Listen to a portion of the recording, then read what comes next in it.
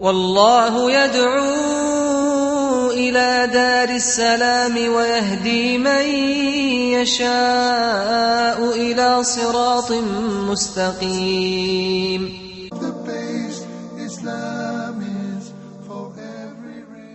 Bismillah, alhamdulillah, and welcome to this episode of the Beauties of Islam. I'm your host, Yusuf Estes, and I'd like to continue talking about one of the beauties of Islam called preservation. Allah tells us in the Quran that it is He who preserves this Quran, and He uses the word hafiz. Hafiz, it means to preserve, and we say Hafiz Quran is someone who memorizes the Quran, but actually they're preserving the Quran. We've been talking about preservation of the Quran. We talked about the preservation of the Sunnah or the Hadith of Muhammad, peace be upon him.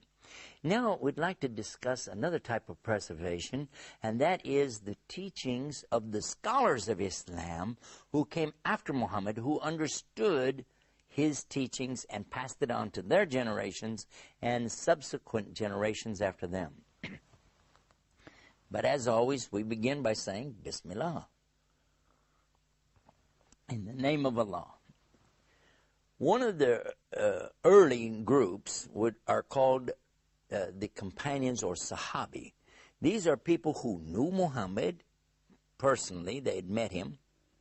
They accepted Islam during his lifetime, and they lived and died as Muslims, and they had heard from him something that could be verified that for sure they heard it, and then they could pass that on to next generations. And this is the beginning of the transmission of both the Quran and the Sunnah of Muhammad, peace be upon him, because we mentioned many times in other programs, the Prophet Muhammad, peace be upon him, never wrote a single thing. He did not write it down. How we know it to be authentic is because it all matches. There's not even a word difference in the Quran. And there are many riwayas or sources to show us the different teachings that he gave. And again, they're exactly the same thing. Now, I want us to reflect for a minute on those companions, those people who were teaching this information to the next generation. Now, these would be people who never actually met Muhammad, peace be upon him, but they had definitely met these scholars and these teachers who had met him. They're called tabi. The tabi are the people who are the companions of the Prophet Muhammad, sallallahu alaihi wasallam, peace be upon him. After these people are their generation, the next generation from them. They are people who now are meeting people who had met the companions. Therefore, they're called tabi'in, or companions of the companions of the companions, if you will. About these people, the Prophet Muhammad prophesied, peace be upon him. He prophesied that the best of the people would be those who are of his companions of the day.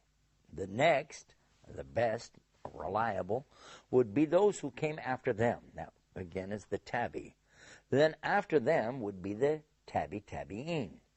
Now we understand that these are the best, and after them the best, and after them the best. But then after that would be regular people, normal people who could make mistakes and so on, up until the last days. And then there would be another group of people in the very end who would really understand this message and convey it to each other.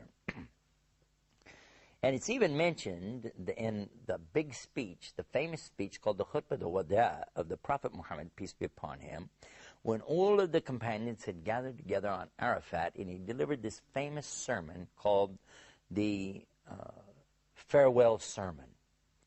What he did was to explain basically the principles of what Islam is teaching us, and be sure that the people understood it's about how we worship God without partners, our treatment of our mothers and fathers, our treatment of our wives, and how we have to be so careful to give everybody their rights.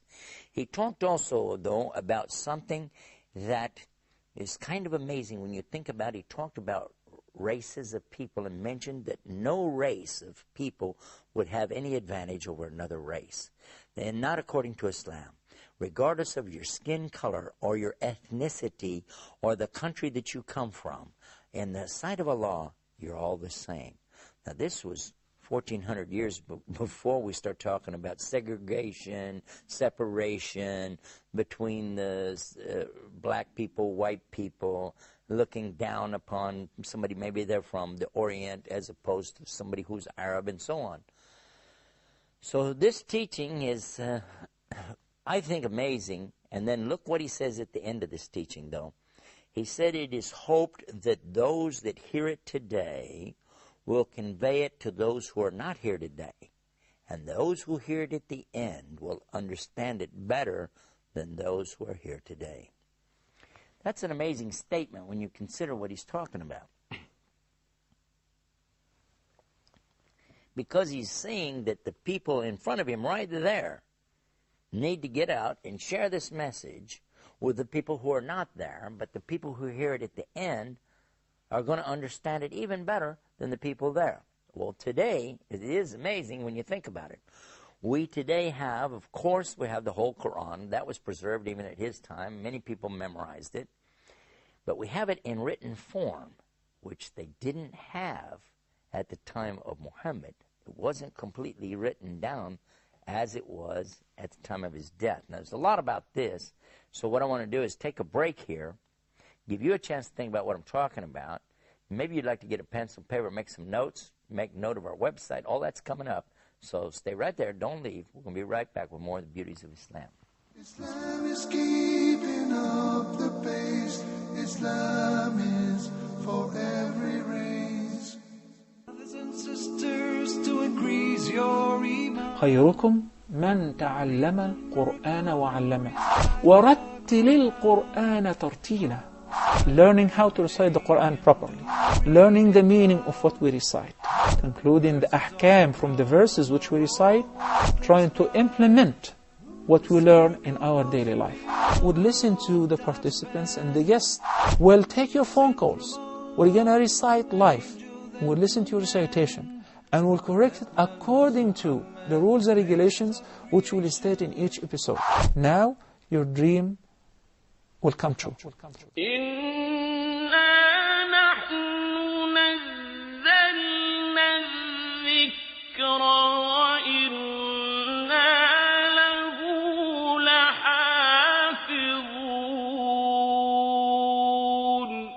Islam is keeping up the pace. Islam is for every race.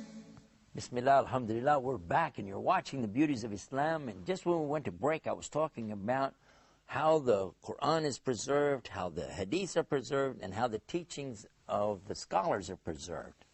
Now, what I was saying is that even at the time of Muhammad, they didn't run around with books in their hands like we have today.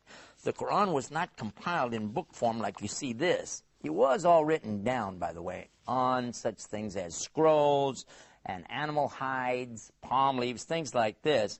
But the Quran itself, gathered together as a book, didn't happen during the lifetime of Muhammad, peace be upon him. This came about at a later date.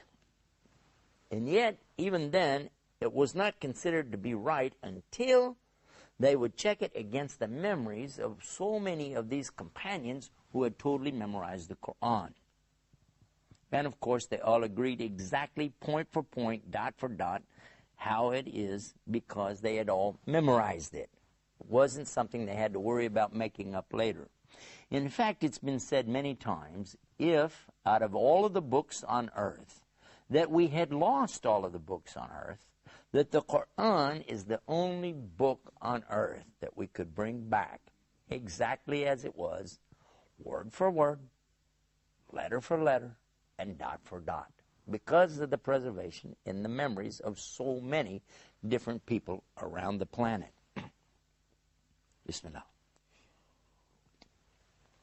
Now, I want to mention, too, that when these teachers and scholars went out to teach, they didn't consider themselves to be scholars of Islam. That wasn't even their aim. That was not their goal, to set up shop somewhere and say, hey, I'm a teacher, I'm setting up a university over here, and, you can come and get your Islam from me. As a matter of fact, what did happen is that so many new people, there was a big influx of new people entering into Islam in large numbers. This is mentioned in the Quran. They entered into Islam afwaja, in big numbers, huge numbers. Thousands of people came. So there would be certain ones who had done a lot of extensive work, along with memorizing the Quran and so on, in learning and teaching what had been brought by the Prophet Muhammad, peace be upon him. These people all had jobs. All of them had work that they did, and then they would do this on the side. In other words, the teaching of the Arabic to those who were not Arabs, the teachings of the Quran and the memory work, and the preservation of the hadiths or the sayings of Muhammad. All of this was done on the side because these people were having different businesses and different jobs that they did and didn't consider that this is something that people needed to be paid for. After all, they were really believers in Islam, and they understood that this is more than just a ritual. It's an obligation. It's a right that a Muslim has to get knowledge, and it's the responsibility of the other Muslims to teach them, and that's what they did. Now, we've talked also in our programs about the 4 schools of fiqh, which is Ahmad ibn Hanbal, Imam Shafi, Imam Malik, and Imam Abu Hanifa. I want you to be sure to understand that these people never set up shop across the street from each other and had competition of university or academies or schools trying to get people to join them. That was not the case. First of all, they were very much remote from each other for the most part. The first in the succession was Imam Abu Hanifa. And in fact, he knew companions of Prophet Muhammad, peace be upon him. Therefore, he was considered a tabi, because he had met some of the companions of Prophet Muhammad. That means he was in the generation considered the best after the companions. And he was a great and wonderful teacher. He lived in Basra, which is quite a ways from the Arab Peninsula. Then the next one in succession is the Imam Malik. Now, he lived in Medina, and he was the great scholar of Medina. That's the place where Prophet Muhammad, peace be upon him, is buried. Imam Malik met and shared information with Imam Abu Hanifa. Therefore, for sure, we know that Imam Malik is a tabi'in, because he met a companion of the companions. What's interesting now is that we find that Imam Shafi happens to be a student of who? Of Imam Abu Hanifa. How? Because he was a student of Imam Malik, and Imam Malik sent him to learn from Abu Hanifa's students. And so he went and journeyed to Basra and learned from Yaqub, Abu Yusuf, and Muhammad ibn Hassan. In fact, he even lived with Muhammad ibn Hassan and studied with him. He was the great judge and qadi at that time of the what was known as the school of fiqh of the Hanafiya from Imam Abu Hanifa. Now, if that's not enough, the last and final one we talk about is the Hanbali fiqh, or Ahmad ibn Hanbal, and he was a student of Imam Shafi. So therefore, we can say immediately that none of them were having these great differences of opinions that you might see today from some less educated Muslims, we'll say. But in fact, they all agreed on the most important principles, which is that there's only one God, La ilaha illallah. Muhammad is his last and final messenger, Muhammad Rasulullah. The Quran is the haqq, the absolute truth, and is preserved as we know it to be without any doubt in it. And that all of the hadiths, now all of these imams said this, all of these hadiths, if they're authentic, then that is my way, that's my madhab, that's what I understand.